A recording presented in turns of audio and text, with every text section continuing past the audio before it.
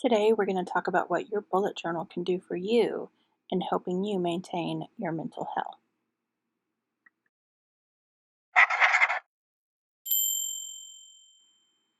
Hey y'all, welcome back to Dots and Beyond. If you're new here, my name is Beth, and today we are going to be setting up some spreads in my bullet journal to help us track mental health. For these examples, I am using an Archer and Olive A5 journal, some Pigma Microns, some Crayola Supertips, and some Amazon Basics dual brush pens in a variety of colors. It's more color than I normally use in my journal, but I want to make sure that these samples show up well for you. I also have some circle templates and a straight edge, and I will link all of the supplies that I'm using in the description box below. Alright, let's go ahead and get started. One of the things I have not yet talked about extensively on this channel is that I do live with mental illness. About 25 years ago, I was diagnosed with bipolar disorder, and I have been living with it mostly successfully for those 25 years, using a lot of different tools. While bullet journaling in and of itself might be fairly new to me, the methods that I'm employing in these trackers definitely are not. I've been using a variety of these methods over the years to manage my bipolar disorder and make sure that I stay healthy for my family. In this video, I'm going to give you both monthly trackers that you can set up to track your mental health, as well as paring them down to some weekly options, and then a really fun sort of weekly level up to get you more excited about tracking your mental health. I did misplace my clear ruler recently, so I'm going to use this triangle scale as a straight edge to get us started. And for me, this is probably the most important tracker. I do use a digital version of this, but I wanted to show you how it could be done on paper. At the top, we have an equal sign in the middle, and then to the left it says -1, -2, and -3, and to the right it says +1, +2, +3. And then down the left side of the page, I have the dates of a month, 1 through 30. So if you were planning this for next month for April, you would put 30 days down that line. And what this does is allows you to track your various moods on a scale of, hey, I'm feeling pretty even today. I'm going to put this dotted line right down the middle. That's your goal, is to sort of stay in that particular area. And I track a variety of moods, including how elated I feel, how angry I feel, how anxious I feel, or how depressed I feel. And then I also list a number of triggers, and you do have to have some self-awareness in your own mental illness to know what those triggers are. For me, some of those triggers are a change of medication, a negative event, whether that be an argument or just something bad that happened that day.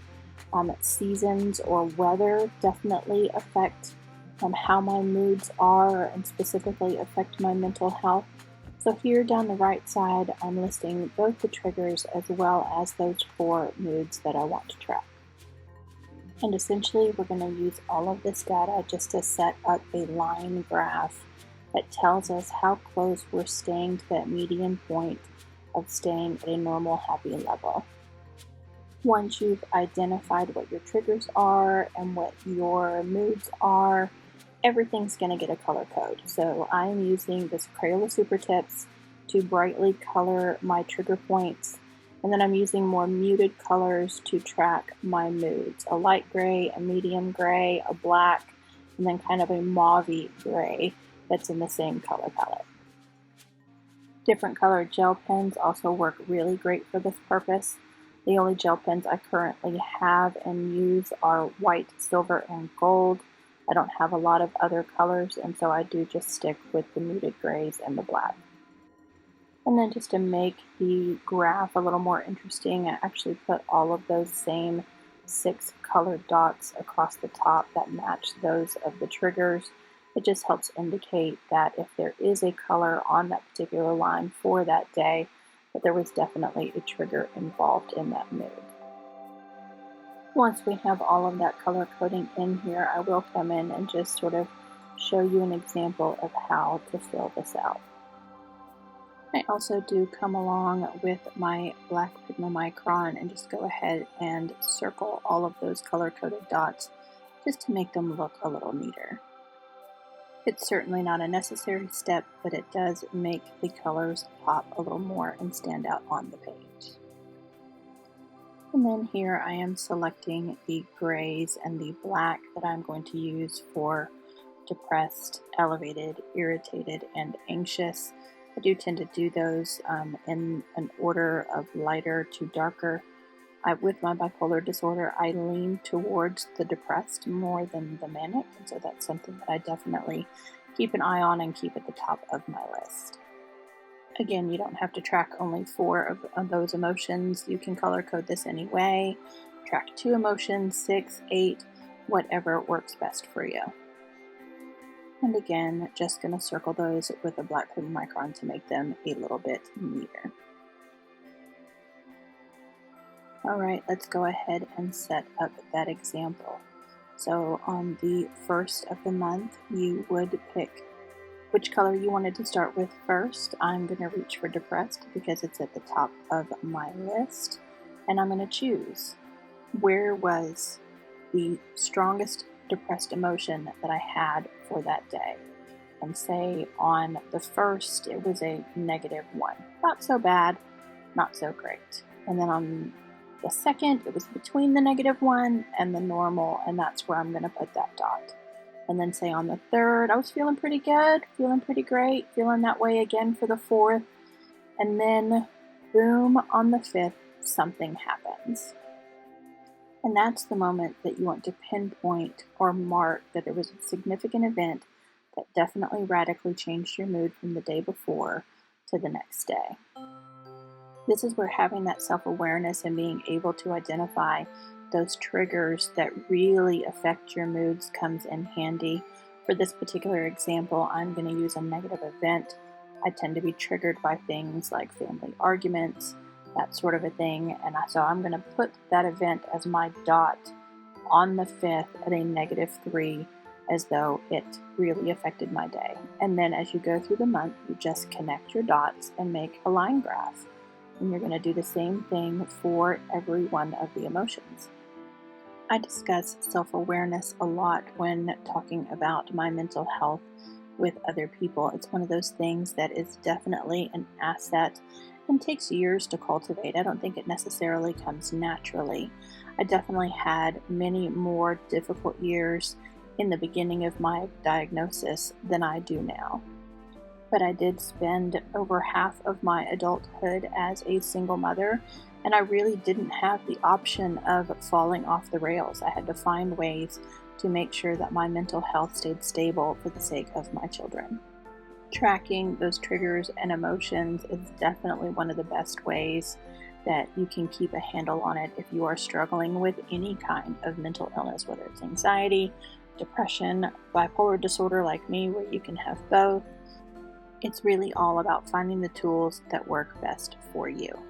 So here I have moved on to graph in the elevated emotions, which typically follow fairly closely along with the depressed. So if I'm super depressed, then I'm not going to be super elated, and they typically mirror each other fairly closely. For others with rapid cycling bipolar disorder, that absolutely might not be the case. You could definitely have a -3 depressed mood and a +3 elevated mood in the very same day. This particular exercise is all about learning to spot those patterns. Now that I've got depressed and elevated partway onto the graph, I'm going to proceed with putting in irritated. And irritated is one of those emotions that unfortunately I do feel quite often. I tend to get irritated by little things. It's one of those things I constantly remind myself to only get irritated about those things which I can control, but that's not always the case. And because of that, I always do want to keep it on the forefront, and so it goes into my trackers, whether it's on paper in a bullet journal or whether it is digital. My irritation levels can swing one way or the other wildly in conjunction with my depression moods. But I would say that on that day of the 5th where we marked that negative event, if I was depressed because of a negative event, I was probably extra irritated from the same event. And so I went ahead and put a spike on the 5th for that particular day. And then just like the other 3 emotions, I'm going to come along with my mauve gray color here and mark in the 1st through the 6th of my anxiety levels.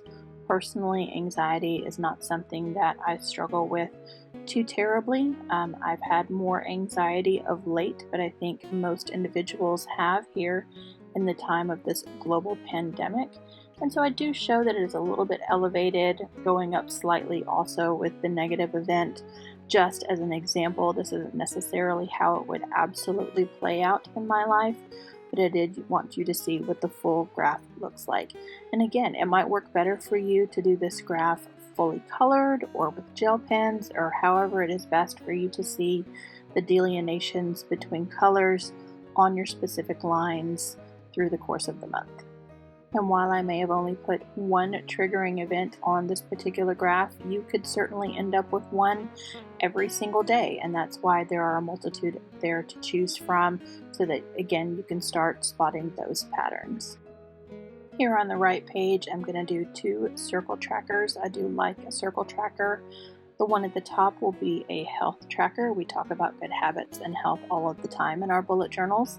And then the one on the bottom will be a symptom tracker, but they are set up exactly the same way. So we'll go through how I set that up on the top one, and then I'll speed it up a little to get us through the bottom one.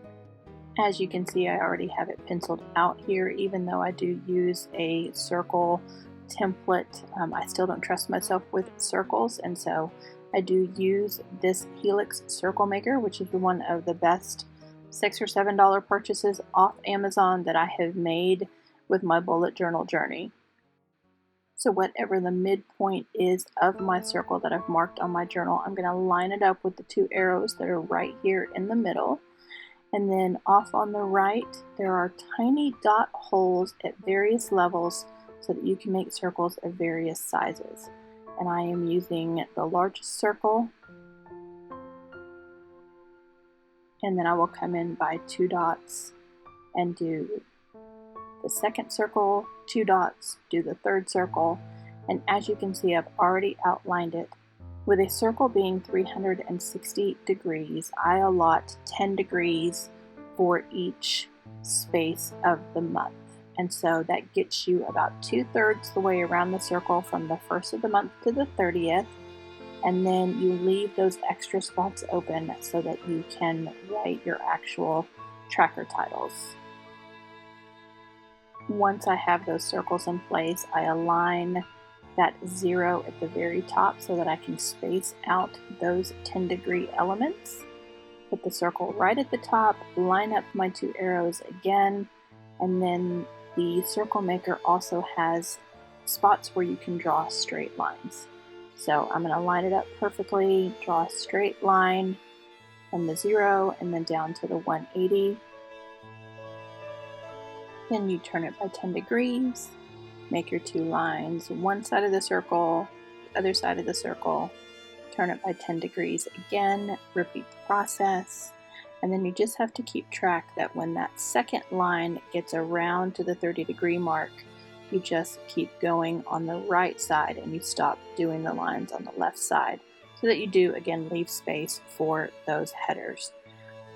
I am not great at geometry or any other kind of math, so I would definitely not take this on with just a pen and compass, but this Helix circle maker definitely makes it easy, even for someone like me who doesn't necessarily understand all of the angles. Again, I'm an event manager, my degree is in English literature.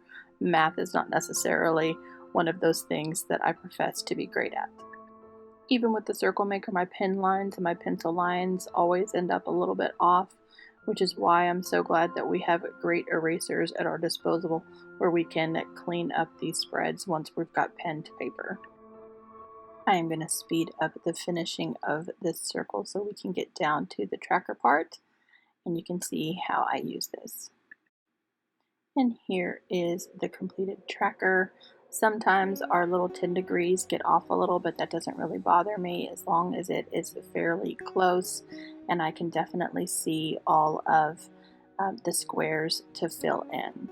And then I do a horizontal line. Sometimes I leave it a curved line. I'll do that on the next page to write in what I'm going to be tracking for that particular tracker. And on this one, I am using the examples that are specifically related to health and my mental health, things that directly affect my mental health, and that is exercise, good hygiene, sleep, 3 meals a day, and my medications. I'm going to finish writing in those 5 categories here on the horizontal lines that I created. And then, as opposed to taking up more space and writing the days of the month around the outside of the circle, I do prefer to just put mine in a very light gray inside each square on the outer rim. So I'm just going to label those 1 through 30 all the way around. Once that is done, I am going to go ahead and do this second tracker below it, and we'll do that one at record speed as well, since I've already walked you through setting up the top one. On the second one, I did get my ink lines even more far off from my pencil line, so I went ahead and came in and erased those before doing the cross lines. I decided a long time ago for my own mental health that making mistakes in my bullet journal was something that I could live with, and I would just correct when available, and if not, I would just move on. For this bottom tracker, I am setting them up for tracking symptoms. And again, this does take some self-awareness over time to pinpoint what some of those symptoms are and how they affect you. For me, this top one I'm going to fill in is no appetite. If I lose my appetite, that's definitely a sign that something is wrong with me. The second one I am tracking is psychosis, and that's things like hearing voices, talking to people who aren't there. Those types of things fall into psychosis. Paranoia, this one's particularly pertinent for individuals with bipolar. Very often, as you start to think that maybe you're being followed, or that your boss is out to get you for some reason, or that the whole world has turned against you, just paranoia is one of those things. It's a little different than anxiety, so I do label it specifically. The fourth one I have on here is suicide or thoughts of suicide. Though I do live a fairly healthy life, occasionally a random suicidal thought just whips through my brain in a day, and so I do want to track how often that's happening, because if it starts to happen more and more often, then my medications may need to be adjusted, that sort of a thing. And then the bottom one is being lethargic, and of course that goes along with being very, very depressed. I tend to be a very talkative individual. I try to be active, and so if I am literally just sitting around all of the time and not recognizing that I'm depressed, maybe I'll recognize that I am lethargic, and that'll lead me to the self-awareness of being depressed on that particular day. And then I am numbering these just like I did the ones before, with a very light gray marker starting at the top and working my way around to the left from 1 to 30. And let's pretend to fill these in so that you can see what they look like. And again, you fill them in like you do any other tracker. I typically fill in my trackers with an X or a single color. You can definitely make this more colorful if you make each element a different color. So exercise blue, hygiene green, sleep red, that type of thing. But you just pick the day. Again, that would be the first, and I filled in I exercised that day, I had good hygiene that day, I ate great meals that day, and I took my meds, that sort of thing. Just like you do any normal habit tracker, but this one, again, definitely designed to track those things that affect mental health. And ditto for the symptom tracker. And the symptom tracker, as opposed to the health tracker, I always hope is much less filled out. These are symptoms that you don't want to see popping up, so you'd much rather have an empty tracker than a full tracker at the top. That is a little different than our regular habit trackers and our bullet journals, because we do always want to see them filled in, or that we're going back and doing those things each and every day. But with a symptom tracker, you're hoping to not have those symptoms. So there are several trackers that you can do on a monthly basis. We are going to turn the page and I'm going to move on to a couple of other monthly type trackers, and then we'll do some weekly ones as well. So here on the left side of the page, one of the most important things you can possibly track in your mental health is your sleep. Living with bipolar, I definitely struggle with insomnia. I have racing thoughts at night. My medication certainly helps with those issues, but I do track my sleep. Not only do I often lose sleep, but sometimes I lose footage, and that's what's about to happen right here. I've lost footage before, but I've never had corrupted footage, so there's a whole section here I've had to do some pickup footage and come back and explain it for you. I do keep my headers simple when doing examples so that you can do your own headers. And then as discussed on the left is my sleep tracker with the hours of sleep from 8 p.m. until 11 a.m. across the top. You may need to take those hours all the way across if you have a more erratic sleep pattern.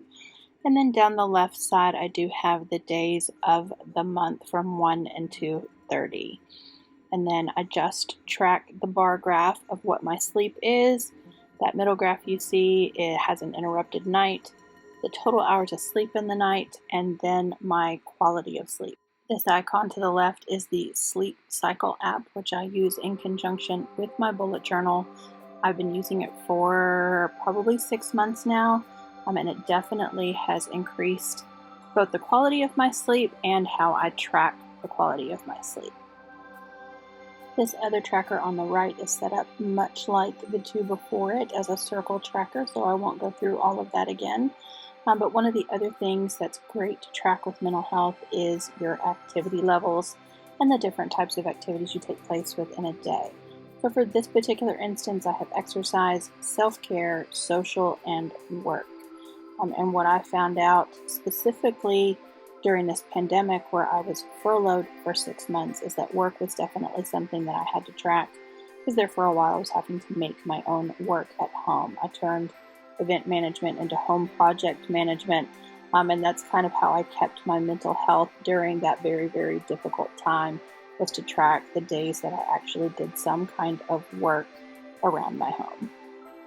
Here at the bottom, these are your standard monthly trackers, but these are specifically broken down for self-care.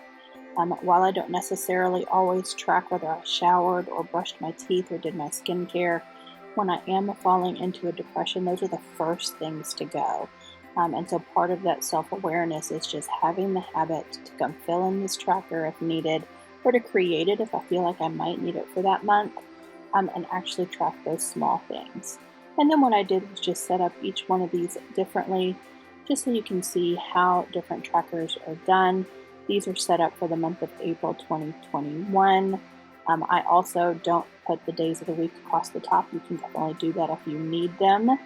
But I do have the showers filled in with dots. Health is just filled in with little X's. The skincare one I actually made into the month of April in the exact shape.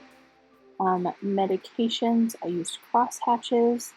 Meditation, I used just check marks, and then I didn't really fill anything in on no alcohol, but that is something that I do track on occasion, because alcohol can have adverse effects with both my mental health and the medication that I take for my mental health.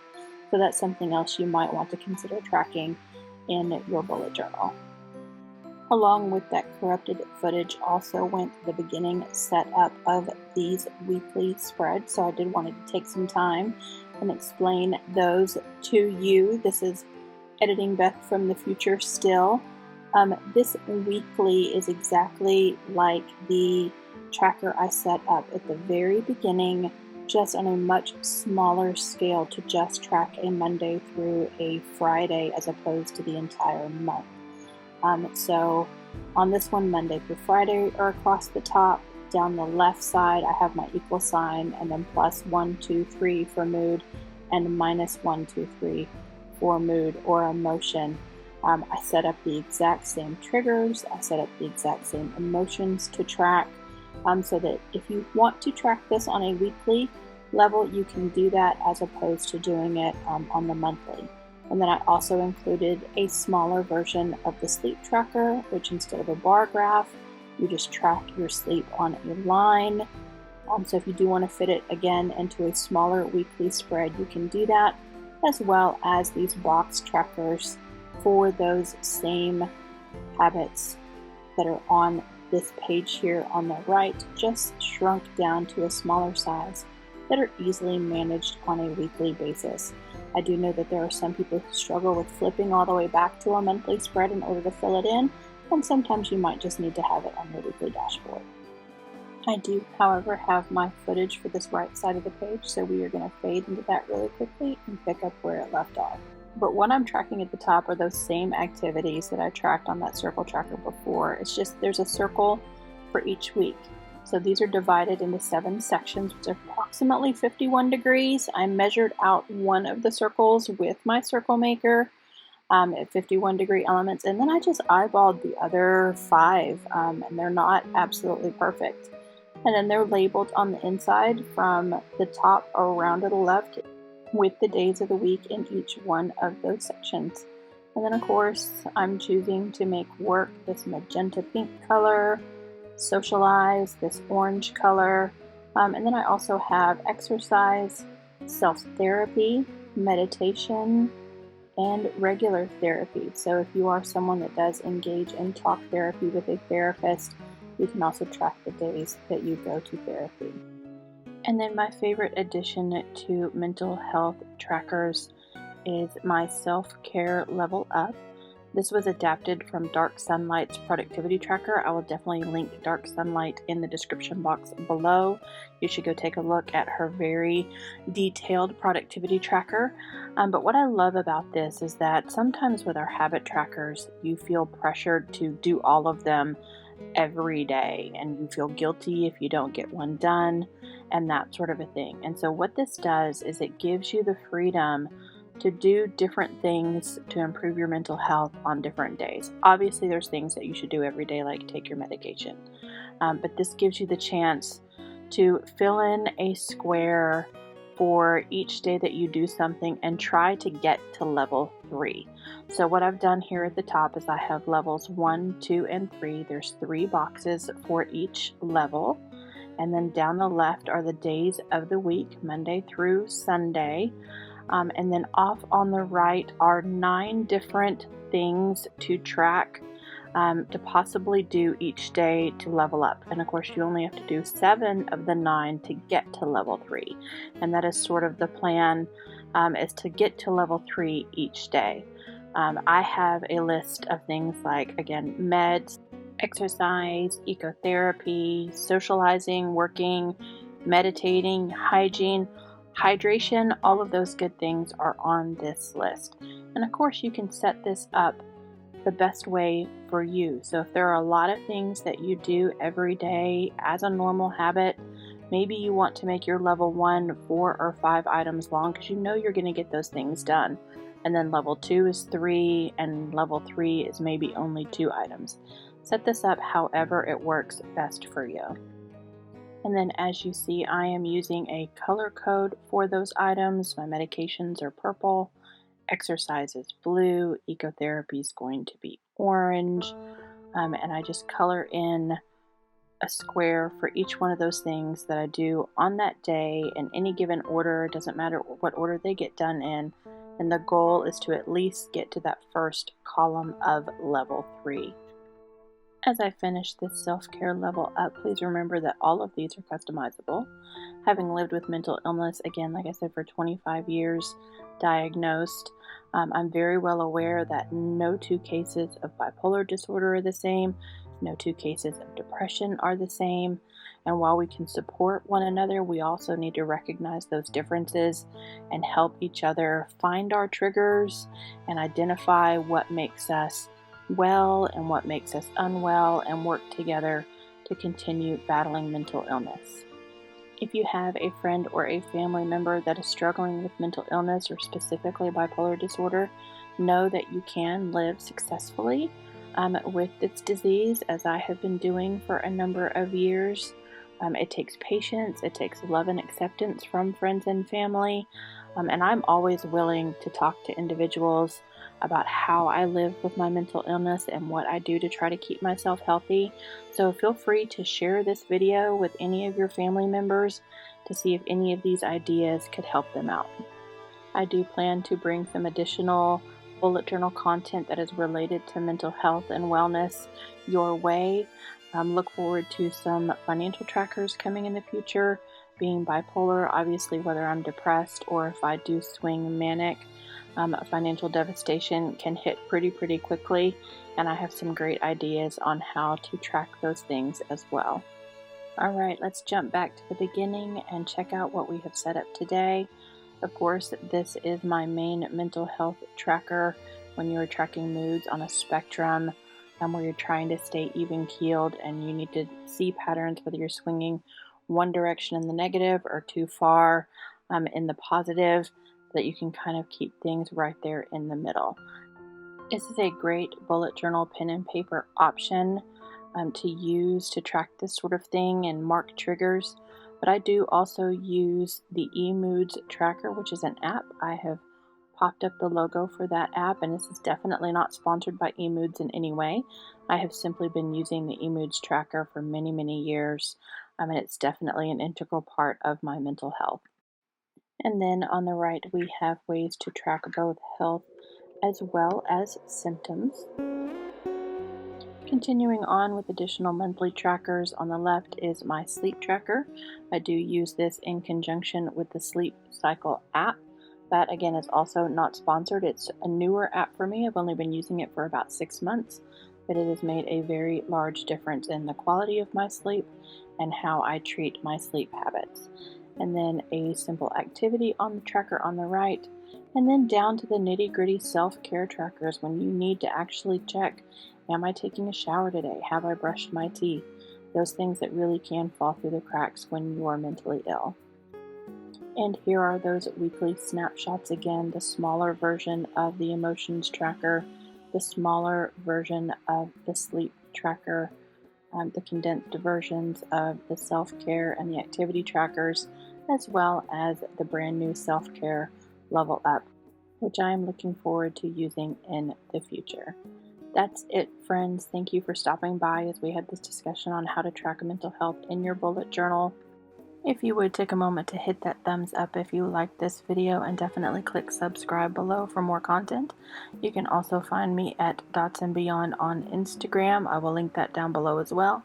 Have a great day. Bye-bye.